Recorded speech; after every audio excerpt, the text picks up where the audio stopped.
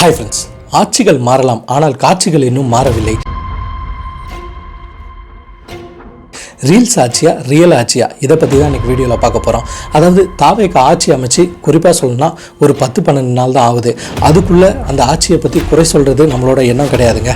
ஆனால் இன்றைக்கி பொதுவாக இருக்கிற இந்த சோஷியல் மீடியாவில் வளம் வந்துட்டு இருக்க ரீல்ஸும் சமூகத்தில் நடக்கிற சில விஷயங்களையும் தான் இன்றைக்கி வீடியோவில் எடுத்து பேச போகிறோம். ஃபஸ்ட்டு நம்ம பேசின டாபிக் பார்த்திங்கன்னா ஆட்சிகள் மாறலாம், ஆனால் காட்சிகள் இன்னும் மாறவில்லை, அப்படியே தான் இருக்குது.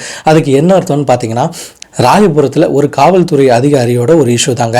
அதாவது பொதுமக்களை ஒருத்தரை அடிச்சிட்டாருன்னு சொல்லிட்டு ஒரு வீடியோ வைரல் ஆகிட்டு இருக்கு. அதில் உண்மை பின்னணி என்ன, அது குற்றம் செஞ்ச நபர் யார், காவல்துறையினர் மீது தவறு இருக்கா இல்லை பொதுமக்கள் மீது தவறு இருக்கா அப்படின்றது நமக்கு தெரியாது. தெரியாமல் அதை பற்றி நம்ம பேச முடியாது. ஆனால் ஒரே ஒரு விஷயம் மட்டும் ஊர்ஜினப்பட்டுருச்சுங்க. காவல்துறையினர் எந்த ஆட்சிகள் வந்தாலும் அவங்க மக்கள்கிட்ட சண்டை போடுற வீடியோ தான் அதிகமாக வைரல் ஆகுது. மக்கள் என்ன பண்ணுறாங்கன்றத பெரிய அளவில் தெரியறதில்ல, ஆனால் காவல்துறையினர் அடிக்கிற மாதிரியே ஒரு வீடியோ வைரல் ஆகுது. ஸோ என்னதான் தவறு இருந்தாலும் ஒருத்தரை போட்டு, அதாவது பொது இடத்துல அடிக்கிறது சட்டவிரோதம் இல்லையா? அதாவது நம்ம ஒரு தலைமை பண்பில் இருக்கும் போது நம்ம என்ன செய்கிறோமோ அதை பார்த்து தானே நம்மக்கிட்ட கற்றுப்பாங்க. இப்போ வீட்டில் ஒரு தந்தை இருக்காருன்னா அந்த அப்பா என்ன சொல்லிக்கிட்டு வர்றாரோ அதே மாதிரி தானே அந்த பிள்ளை பேசும். அதாவது அப்பா பேட் வேர்ட்ஸ் யூஸ் பண்ணால் பிள்ளைகளும் பேட் வேர்ட்ஸ் யூஸ் பண்ணோம். அப்பா அம்மாவை போட்டு அடித்தா அந்த பிள்ளையும் பெண்களை ஏளனமாக நினைப்பான். ஸோ பெண்களுக்கு சுயமரியாதை கிடைக்காம போயிடும். ஸோ அப்படி தானே நம்ம சமூகம் கட்டப்பட்டிருக்கு. ஸோ இதே மாதிரி சூழ்நிலையில் காவல்துறையினர் அதாவது பொது இடத்துல ஒரு ஆளை போட்டு அடிக்கிறது அது எந்த மாதிரி ஒரு விஷயம் தெரியல. ஆனால் இதுக்கு மாற்றாக அதாவது தாவைக்காலிருந்து தாமு அமைச்சர் அவர்கள், சட்டமன்ற உறுப்பினர் அவர்கள் டைரெக்டாக போயிட்டு காவல்துறையினர்கிட்ட கேட்டிருக்காங்க, அதுக்காக அடிப்பீங்களான்ட்டு. இன்னும் அந்த இஷ்யூ ஓடிட்டு தான் இருக்குது. இறுதி தீர்ப்பு வந்ததுக்கப்புறம் அதாவது விஜயண்ணன் அவர்கள் இதுக்கு பதில் என்ன சொல்கிறாருன்னு பார்த்ததுக்கப்புறம் இதை பற்றி நம்ம விவாதிக்கலாங்க. நெக்ஸ்ட்டு செகண்ட் இஷ்யூ பார்த்தீங்கன்னா தாவேக்கா அமைச்சரவை. இப்போ தாவேக்காவுக்கு ஓட்டு போட்டவங்கலாம் யார்? திமுக வேண்டாம் அதிமுக வேண்டான்னு சொன்னவங்க தான் அடுத்தது டிவிகேக்கு ஓட்டு போட்டாங்க, விஜயண்ணனை சிஎம் ஆக்கினாங்க. இப்போ விஜயண்ணன் என்ன பண்ணுறாருன்னா 108 சீட்டு வச்சுருக்காரு அப்படின்ட்டு ஒரு மெஜாரிட்டியை காமிச்சாரு. சட்டசபையில் நிறைய இஷ்யூக்கள் ஓடிச்சு. அதை பற்றியே நம்ம வீடியோ கூட போட்டிருந்தோம், சட்டசபையா இல்லை சண்டை சபையாப்பான்ட்டு. ஸோ அதே போல் இன்று பிற கட்சிகளோட சப்போர்ட்டை கேட்குறாரு. அந்த நேரத்தில் அதிமுக அமைச்சர்கள் கொஞ்சம் பேர் இவங்ககிட்ட வந்துட்டாங்க. அதுக்கப்புறம் பார்த்தீங்கன்னா விடுதலை சிறுத்தைகள், கம்யூனிஸ்ட் கட்சிகள், அப்புறம் இந்தியன் முஸ்லீம் லீக் கட்சிகள், இவங்க எல்லாம் இவங்ககிட்ட வந்திருக்காங்க. இவங்கெல்லாம் யாரோட கூட்டணியாக இருந்தாங்க? திராவிடத்திலேருந்து இங்கே வந்திருக்காங்க. அதாவது திமுக அதிமுக வேண்டான்னு ஓட்டு போட்டது தான் தாவேக்காக்கு. அதே போல தான் தாவேக்கா வேண்டான்னு ஓட்டு போட்டவங்க தான் திமுகவுக்கும் அதிமுகவுக்கும். ஸோ அவங்க இதை பற்றி எப்படி திங்க் பண்ணுவாங்க? விஜய் அண்ணன் இவங்களோட கூட்டணி சேர்ந்து ஆட்சியில் இவங்களுக்கும் பங்கு கொடுத்து வச்சுட்டாங்க, அதிகாரத்தில் இவங்களுக்கும் பங்கு கொடுத்து வச்சுட்டாங்கன்னா அப்போ பழைய ஆட்சிகளே திரும்ப நடக்கிற மாதிரி தானே இருக்கும். அது மட்டும் இல்லாமல் முன்னாள் முதல்வர் நடத்தின நிறைய ஸ்கீம்ஸ் தான் இப்போ கண்டினியூ ஆகிட்டே இருக்குங்க. எப்படி நம்ம சொல்கிறோன்னு பார்த்தீங்கன்னா, அதாவது அந்த 1000 ரூபா ஸ்கீம் இன்னும் கண்டினியூ ஆகிட்டு இருக்குது. அதாவது முன்னாடி பார்த்தீங்கன்னா ஜெயலலிதா அவர்கள் அறிவித்த அம்மா உணவகம் இன்னும் கண்டினியூ ஆகிட்டு இருக்கு. இதெல்லாம் வரவேற்க வேண்டிய விஷயம் தான். நல்லது யார் செஞ்சால் என்ன, அண்ணன் விஜய் அவர்களும் யார் நல்லது செஞ்சதாலும் அதை வரவேற்கிறேன், அதை நடத்துகிறேன்னு சொல்லி நடத்தி கொடுத்துட்ருக்காரு. ஆனால் இருந்தாலும் இவர் புதிதாக கொண்டுட்டு வந்திருக்கும் சட்ட திட்டங்கள்லாம் எப்போ நடைமுறைக்கு வரப்போகுதுன்னு ஆவலோட காத்துட்ருக்காங்க. அதில் நம்மளும் ஒருத்தர் தாங்க. இப்போ தான் வந்திருக்காரு, அவரும் டைம் கேட்டார், நடத்துவார். ஆனால் வெயிட்டிங்க. அடுத்தது பார்த்தீங்கன்னா காட்சிகள் மாறாமல் இருக்கிற ஒரு விஷயம். நேற்று கூட கரண்ட் கட் ஆயிடுச்சு. அது 7 to 11 மணி வரைக்கும் கரண்ட் கட் ஆயிருந்துச்சு.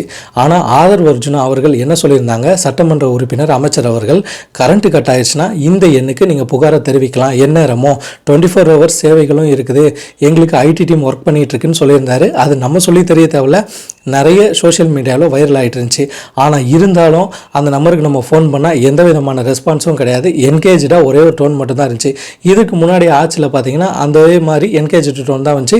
இப்பயும் அதே மாதிரி தான். அடுத்தது வாட்ஸ்அப்பில் நம்ம தகவல்களை போட்டிருந்தோம், அதுக்கும் ரெஸ்பான்ஸ் கிடையாது. நெக்ஸ்ட்டு அது சார்ந்த ஆப்புகள்லையும் நம்ம கம்ப்ளைண்ட்டை ரைஸ் பண்ணி வச்சுருக்கோம். ஸோ ஆட்சிகள் மாறினாலும் காட்சிகள் பெரிதளவில் மாறுறதில்ல. அது மட்டும் இல்லாமல் ஆட்சிக்கு 10-12 நாள் தான் ஆயிருக்கு. ஆனால் இருந்தாலும் கூட சொல்ல முடியாது. நம்ம ஏரியாவோட ட்ரைனேஜ் சிஸ்டத்தில் பார்த்திங்கன்னா நடுவில் இருக்க அந்த ஒரு பெரிய பாதாள கிடங்கோட சாக்கடை மூடி, அந்த மூடி உடஞ்சி எனக்கு தெரிஞ்சு ஒரு 10 நாளுக்கு மேலே ஆகுது. ஆனால் அதை இன்னும் வரைக்கும் சரி பண்ணி மாற்று மூடி போடலை. எப்படி இருந்தாலும் எக்ஸஸாக ஒரு மூடி வச்சுருப்பாங்கல்ல, ஆனால் அதை கூட எடுத்துகிட்டு போடலை. நெக்ஸ்ட்டு பார்த்தீங்கன்னா தெருவிளக்குகள் எவ்வளவோ அமைஞ்ச நிலையில் எத்தனையோ ஏரியாவில் இருக்குது. அதெல்லாம் இன்னும் சீர்படுத்தலை. அதுக்கு மாற்றாக அதாவது சட்டமன்ற உறுப்பினர்கள் என்ன பண்ணுறாங்க, நன்றி தெரிவிக்க போயிட்டாங்க, வேலைகளை செய்துட்டு வரோன்னு சொல்கிறாங்க. இந்த நேரத்தில் தான் நம்ம செகண்ட் பாயிண்ட், அதாவது பார்த்தீங்கன்னா ரீல்ஸ் ஆட்சியா. ரீல்ஸில் பார்த்தீங்கன்னா சட்டமன்ற உறுப்பினருக்கெல்லாம் ஒரு இடத்துக்கு போகிறதும், அதாவது கழிவறைக்கு போயிட்டு என்ன இப்படி இருக்குன்னு பார்க்குறதும், மருத்துவமனைக்கு போயிட்டு அதாவது இந்த இடத்துல லஞ்சம் வாங்குறீங்களான்னு கேட்குறதும், லஞ்சம் வாங்கினா 1 லட்ச ரூபா ஃபைனுன்னு சொல்கிறதும், நிறைய விஷயங்கள் ரீல்ஸில் ஏகப்பட்ட சுற்றிட்டு இருக்கு. இது எது உண்மை எது பொய்ன்னு நம்மளுக்கு தெரிய தெரிய வரல. ஆனால் ஒன்று மட்டும் தெரியுது, கண்ணார இது வரைக்கும் எதுவும் டெவலப்மெண்ட்டை பெருசாக பார்க்கலன்னு தான் சொல்லப்படுது. வெகு வாரியான பொதுமக்களோட கருத்தாகவும் இருக்குது. அதாவது இந்த ரீல்ஸில் நம்ம பார்க்குறதெல்லாம் விட்டுட்டு ரியலில் என்னைக்கு நம்ம பார்க்குறோமோ அன்னைக்கு தான் ஆட்சிகள் மாறும், காட்சிகளும் மாறும். நம்ம பார்க்கலாம், ரீல்ஸ் ஆட்சி அழிஞ்சு ரியல் ஆட்சி தொடங்குன்றதையும் பார்க்கலாம். இதுதான் நண்பர்களே நம்ம இன்னைக்கு சொல்ல வந்த முக்கியமான விஷயம். இது போக இது எல்லாத்தையும் சொல்லும் போது நிறைய நண்பர்களுக்கு கோபங்களும் வரும், மனசுக்குள்ள ஒரு கேள்வியும் எழும்போம். ஆமாப்பா அப்படி தானே இருக்குது அப்படின்னு கேள்வி எழும்போம். கோவம் எப்படி வரும்னா, ஆட்சி அமைச்சே 10-12 நாள் தான் ஆகுது. அது மட்டும் இல்லாமல் காலையில் டான்னு 10 மணிக்கு வந்துடுறாரு, டிஃபன் பாக்ஸில் லஞ்சு சாப்பிட்றாரு. செக்ரட்டரியேட்டில் இருக்கவங்களாம் 10 மணிக்குள்ளே ஆஜராகணும்னு சொல்லியிருக்காரு. அட்டண்டன்ஸ் எல்லாம் செக் பண்ணிட்டு இருக்காரு. நிறைய புது புது திட்டங்களை வரவேற்றுட்டு இருக்காரு. நேற்று கூட பொலேரோ கார்கள்லாம் அதாவது எப்படி இருக்குது, அதாவது அரசுக்கு கொடுத்த கார்கள் நல்லபடியான கார்களா அப்படின்னு அந்த வாகனங்கள்லாம் இயக்கி பார்த்துட்டு இருந்தாரு. இப்படி பண்ணிட்டு இருக்க சிஎம் குறை சொல்கிறியப்பான்னு. விஜயனை நம்மளுக்கு குறை சொல்லணும்னு ஒன்றுமே கிடையாதுங்க. நடுவில் இருக்க குறைகளை எடுத்து உரைக்கணும், அவ்வளோதான். ஏன்னு கேட்டிங்கன்னா இன்றைக்கி தாவேக்கால நிறைய பேர் புதுசாக போய் ஜாயின் பண்ணியிருக்காங்க. அது ரீல்ஸாகவும் நிறைய கானா பாடல்களை போட்டும் வெளியிட்டு வராங்க. அவங்கெல்லாம் யாருன்னு கேட்டிங்கன்னா பழைய திராவிட கழக கட்சியில் இருந்தவங்க தான். இன்றைக்கி அவங்க கார்களில் போயிட்டு அந்த சட்டமன்ற உறுப்பினர்கிட்ட தன்னோட காரை நிறுத்திட்டு அந்த காரில் பழைய கட்சி கொடியை அகற்றிட்டு புதிய கொடிகளை இடுறாங்க. ஸோ அவங்க ஆல்ரெடி பாரம்பரியமாக திராவிட கழகத்தில் என்னென்ன செய்துட்டு இருந்தாங்களோ அதே மாதிரி தானே இப்போ தாவேக்காக்கு வந்தாலும் செய்வாங்க. ஸோ அந்த சட்டமன்ற உறுப்பினர்கள் இதெல்லாம் பார்த்து கவனித்து தான் அவங்கள பொறுப்பில் சேர்க்குறாங்களா, இல்லை ஒரு மரியாதை நிமித்தமாக அவங்க பார்க்க வரதுனால அவங்கள வெல்கம் பண்ணுறாங்களா, இதெல்லாம் அண்ணன் விஜய்க்கு தெரியுமா? இதெல்லாம் பார்த்து தான் நம்ம இது மாதிரி வீடியோவாக போட்டுட்ருக்கோம். அது மட்டும் இல்லாமல் சமூக ஊடகங்களில் விஜய் அவர்கள் காலையில் கிளம்புனதுலேருந்து வீடு போய் சேர்ற வரைக்கும் லைவ் டெலிகாஸ்ட் பண்ணிகிட்டு இருக்காங்க நிறைய ஊடகங்கள். ஸோ இதையெல்லாம் முன்னாடி இருந்த முதலமைச்சர்களுக்கு யாருக்குமே செய்யலை, ஆனால் இவருக்கு மட்டும் செய்கிறாங்க. ஸோ அதனால தான் நம்ம சொல்ல வருவது, ரீல்ஸ் ஆட்சியாக இல்லாமல் ரியல் ஆட்சியாக இருந்தால் மக்களுக்கு ரொம்ப பலனாக இருக்குன்றது தான் நம்மளோட தனிப்பட்ட கருத்துங்க. நம்ம ஜெயிச்சுட்டோம், ஒரு ஆட்டம் ஆடி பார்க்கலாம் அப்படின்ற எண்ணம் யாருக்காவது இருந்துச்சுன்னா இப்பவே அதை எரேஸ் பண்ணிடு. ஓகே நண்பர்களே, இதே போன்ற சமூக சார்ந்த செய்திகளை நம்ம சேனல் வாயிலாக தெரிஞ்சு கொள்வதற்கு இந்த மிதுன் ஸ்டோரி சேனலை சப்ஸ்கிரைப் பண்ணுங்கள், ஷேர் பண்ணுங்கள், லைக் பண்ணுங்கள். நீங்கள் பண்ணுற ஒவ்வொரு ஷேர், சப்ஸ்கிரிப்ஷன், லைக்கில் மட்டும்தான் எனக்கு அடுத்தடுத்த வீடியோ போஸ்ட் பண்ணுறதுக்கு உந்துதலாக இருக்குன்றதை என்றைக்குமே மறந்தாதீங்க. நான் உங்கள் மிதுன், அடுத்த கண்ணில் சந்திப்போம். பாய்.